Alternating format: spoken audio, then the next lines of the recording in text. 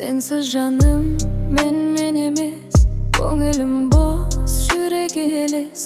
Tunlarimda sening yuzing, ketmaydi o'ydan sensin sezim. Nega kirdan tusim sen, kelmayding bo'p bilsang eğer.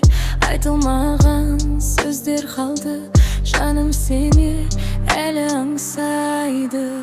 Pourquoi tu viens dans mes rêves la nuit? Si dans la vie tu n'es plus ici, mon cœur t'appelle sans bruit.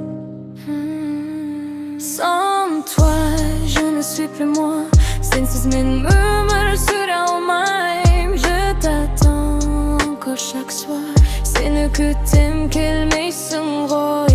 Ünlerim tombe en silence. Janımda tek senin yelesin. Sans toi, tout perd son sens. Je regarde le ciel sans lumière, ton nom reste dans mes prières. Même le temps ne guérit pas ce vide que tu laisses en moi. Non uylasam munga batam, janardan bir tamшы tamadi tag'i. To'xtaydi vaqt sen bar jerde, qaydasing endi, negasin cher. Sans toi, je me perds encore. Sensiz jamais me repose. Même le monde devient mort. Yüreğimde tek sensin. Sans toi, je ne suis plus moi.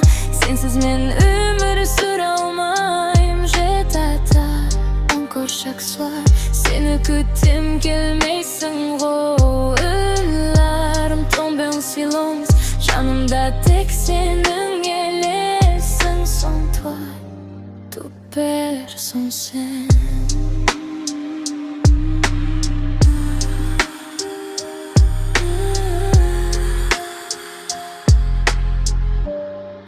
Tout perd son sens.